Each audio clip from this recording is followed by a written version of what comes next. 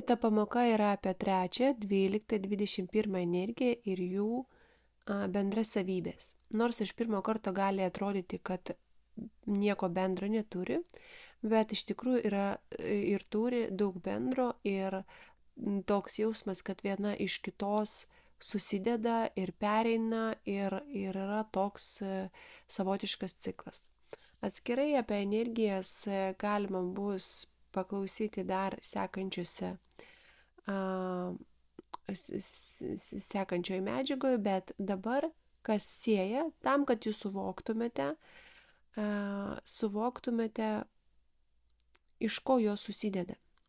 Tai jeigu mes paimsime kaip Jupiteriaus energijas, be abejo, tos energijos turi ir kitų planetų, bet bendrai aš pavadinau Jupiteris, nes pasąmonėje yra baimė būtent susijusi su vaisiais. Su vaisiais tai yra, kai žmogus duoda savo vaisius, tai yra kūrinius kažkokius. Vaisiai gali būti net ir verslas, gali būti ir vaikai. Ir kai viskas, kas susiję su tais vaisiais, turėjo praeityje kažkokią pamoką. Arba atėmė, arba žmogus to nepriėmė, arba jisai pats atėmė ir iš jo atėmė. Tiesiog nepripažinimas šitų dalykų.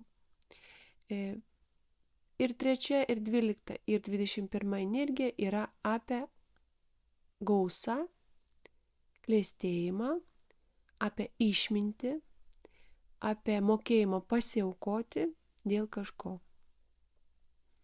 Ir jeigu mes paimsime 3 energiją, tai yra moteriška energija, kaip žemės energija, jinai tokia apie vaisingumą, apie moteriškumą.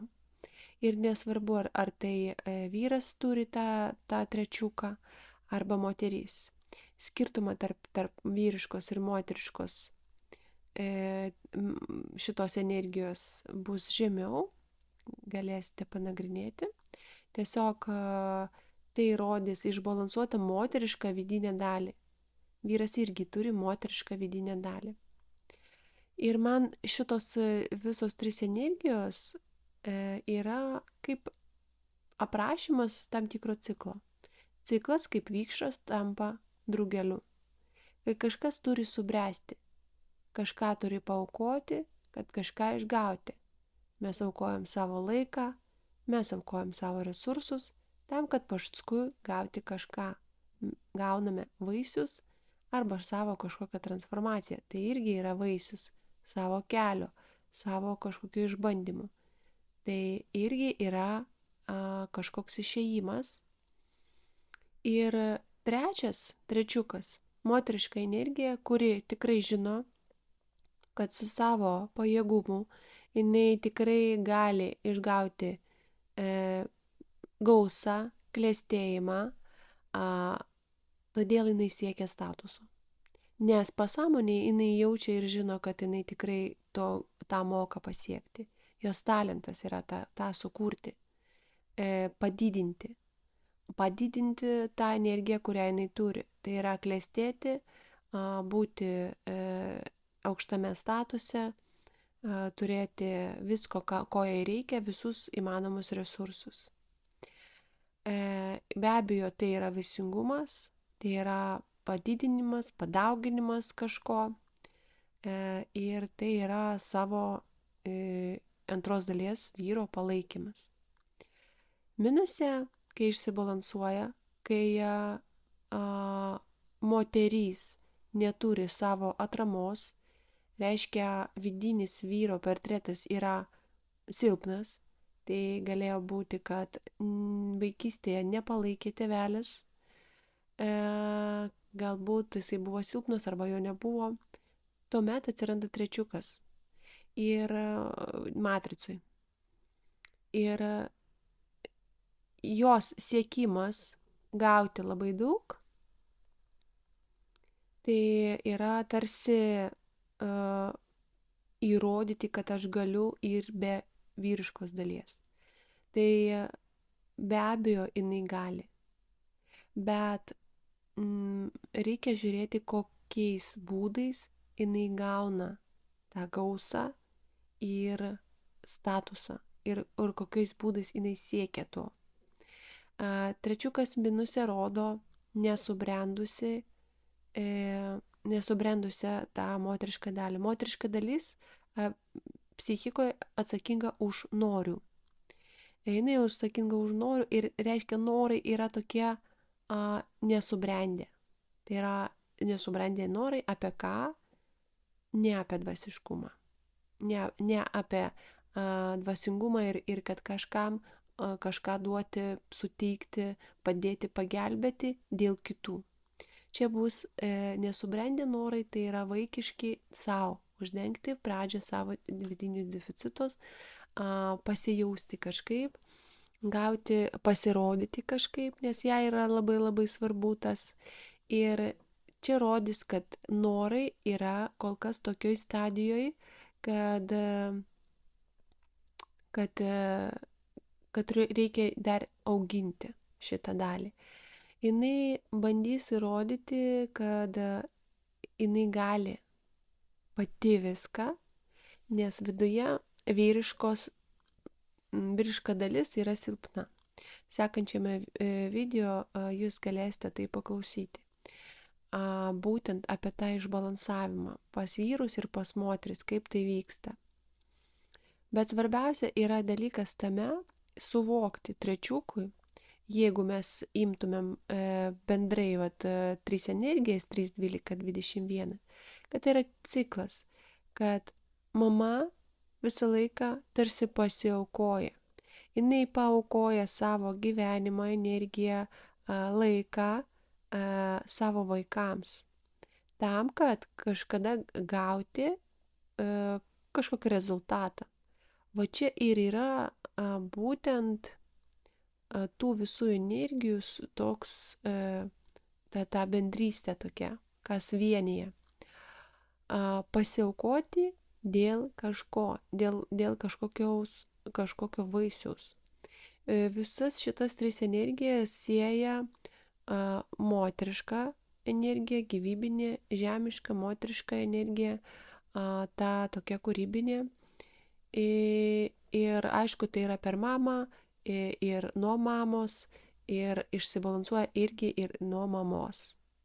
Ir reikėtų žiūrėti tada, kapstyti, kas yra būtent toje vietoje. Taigi pasiaukojimas dėl kažko. Visų pirma, reikia priimti motinystę ne kaip auką, kad man reikia dabar paaukoti darbą, man reikia paaukoti dar kažką, kad čia nebūtų pasiaukojimo. Priimti motinystę, vaisingumą ir tas savo vaisius kaip dalį gyvenimo. Tiesiog yra toks procesas ir čia jokio pasiaukojimo neturi net kvapo būti. Būtent aukos būsenos. Reikia totalus, turėtų būti priėmimas. Be to, priėmimas savo vaikų, nes trečiukas, jai šitą energiją reikia greitai, staigiai, kad jinai pamatytų rezultatus, kad jai būtų saugu, kad viskas su tais vaikais gerai, kad jie užaugs normalūs, kad ir bus pavyzdys ir galės iškelti dar ją ir jos statusą. Todėl jinai nekantraujant gali labai stipriai įtakoti tos vaikus. Tai reiškia, kad jinai tarsi investuoja į juos labai daug energijos, bando juos kažkaip nukreipti, bando juos kažkaip pakeisti. Jinai investuoja labai labai daug su tikimybė gauti kažką, paskui rezultate, kad tai bus kažkoks toks vaisius, kurio jinai nori. Taigi vėlgi čia yra nepriėmimas, vėlgi čia yra, nėra dvasinio aspekto, čia yra tik tai savanaudiški poreikiai. Tai pasąmoningai jinai žino, jinai turi tokią programą, kad jinai turi duoti energiją vaikam. Bet žmogus su tokia programa gali supainioti ją ir pajausti tokį valdiškumą vaikams, kad aš galiu valdyti ir bandyti tiesiog kontroliuoti ir kažkaip juos priversti, taip sakant, būti tokiais, kokiais jinai nori būti, nes čia yra kaprizai.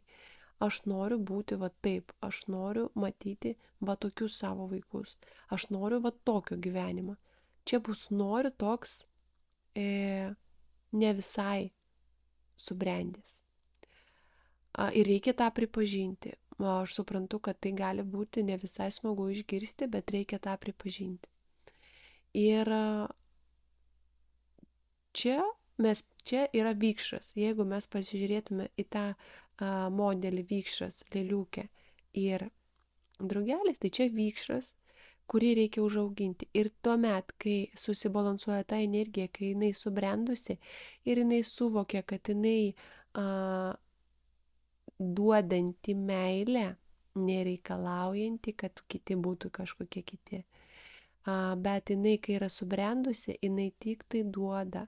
Jinai duoda savo energiją, kad jie patys galėtų pasirinkti, kad jie patys iš tos meilės galėtų pasirinkti tinkamą kažkokį gyvenimą. Jinai, kai subrendusi, reiškia, jinai užaugino jau savo vidinį vyrišką aspektą ir tada jinai gali atsipalaiduoti, nieko nekontroliuoti ir jinai nėra jau aukos būsenoje ir jinai atiduodanti yra. Atiduodanti ir gali didinti, išgauti gausą, klestėjimą per meilę. Jai svarbu tai daryti per meilę. Jeigu mes pereinam jau iš vikšro į lėliukę, tai bus 12 arkanas.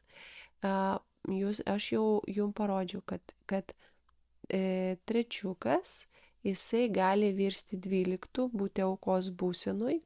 Ir 21 tai tarsi apribojimas. Jinai gali jausti, trečias, jinai gali jaustis apribota, kad ją apriboja, kad jinai turėdama vaikus negali kažkur važiuoti, negali kažką daryti. Ir va čia jinai jaus aukos būseną ir apribojimą. Čia yra minusė. Mes turim tą keisti, transformuoti, kad čia nėra kažkoks pasiaukojimas, čia yra procesas, čia yra ciklas. Mes negalime iš vikšro padaryti iš karto drugelį. Turi būti kažkoks procesas, kažkoks laikas, kurį mes turim paaukoti ir mes su tuo turim susitaikyti. Ir 12, tai yra ta lėliukės būsena. Ir įsivaizduoju, kad jeigu ten lėliukiai, tas vikšras pradėtų sabotuoti, pradėtų pykti, aiškintis, kad jam blogai, mane vėl pakabino, aš čia turiu kabėti, kas čia dedasi ir taip toliau, ir pasijausti auka. Bet čia yra procesas, kuris labai reikalingas tam, kad jisai būtų drugeliu.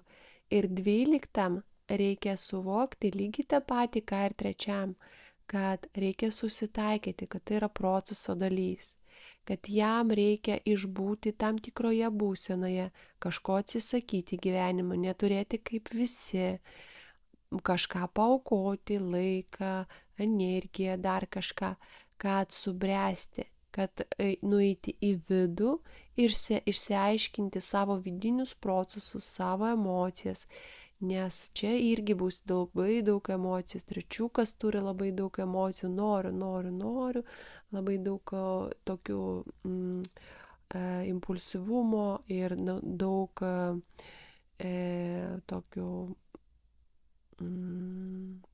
tokios karštos energijos. Čia irgi labai daug seksualinės energijos, bet jinai tarsi užrakinta, sukabinta ir viduje ta seksualinė energija, jinai gali jau kažkokius procesus daryti. Ten aišku yra pykčio, nesusitaikymo, nenoro būti tame, pasipriešinimas didžiulis, bet per tą visą pasipriešinimą žmogus auga ir subręsta. Dėl to va čia yra mokėjimas būti tame, priimti tai, nes praėjus tą etapą 12 jau pliusė jis pagimdo jau kažkokį vaisių. Jis sugalvoja kažkokį mokslą, jis sugalvoja kažkokį atradimą. Jam per tai ateina jo gausa, jo klestėjimas, jo vaisiai. O čia reikia tą procesą suvokti.